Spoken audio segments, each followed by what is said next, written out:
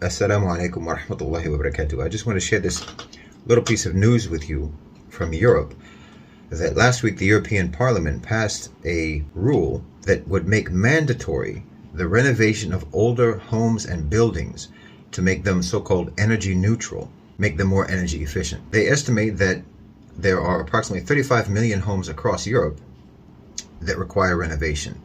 That's probably a conservative estimate. The cost of renovating just the homes and buildings in Germany that they think are ripe for renovation, it's estimated that that will cost roughly 254 billion euros. You can expect, of course, that that price will go up when they actually start doing it. Now, the EU Commission said that they're going to budget for approximately 150 billion euros that should be able to be used and accessed by homeowners and tenants for these renovations, but that still leaves 100 billion just in Germany that will have to be paid for by the owners and by the tenants. So what if they can't pay? What if they don't have the money? Well, they'll have to take out loans, won't they? Or their properties will be seized, or they'll have to sell them.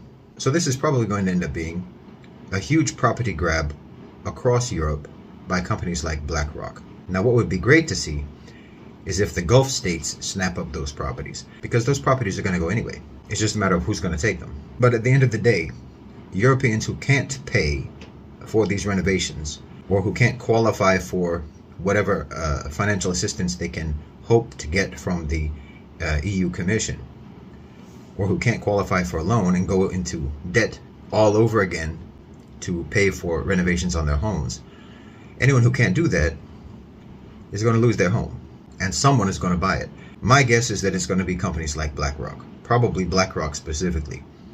And what I would like to see is for Dubai, for Abu Dhabi, for Saudi Arabia, for Qatar to buy up all of that property. So as you can see, as I've been saying, the owners and controllers of global financialized capital are throwing Europe under the bus and throwing Europeans under the bus. And the striking thing about it is that even European governments can feel themselves being thrown under the bus, but they're still going along with it. Because why? They're not actually loyal to the positions that they hold. They hold those positions for the benefit of the owners and controllers of global financialized capital, who they really work for. Because look, like what's going on in France right now with Macron. Paris is on fire because he pushed through an incredibly unpopular pension reform bill that would raise the retirement age in France. Nobody wants that. There have been protests for weeks in France against this bill. He pushed it through without a vote in parliament. And now Paris has exploded in protests.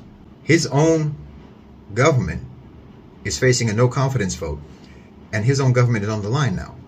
But it doesn't matter, because he's doing his job for who he really works for, which is not the French people. That's the same case with Scholz in Germany. It's the same case with Rishi Sunak in UK, and on and on. They know who they work for, and it's not their own populations, it's not their own people, it's not their own national interests. They're there to serve a purpose for the owners and controllers of global financialized capital. It's that simple. So anyway, it does present an opportunity for the wealthy Gulf states to buy up a considerable amount of property across Europe. And I hope they'll do it. Jazakumullahu khairan wa assalamu alaikum.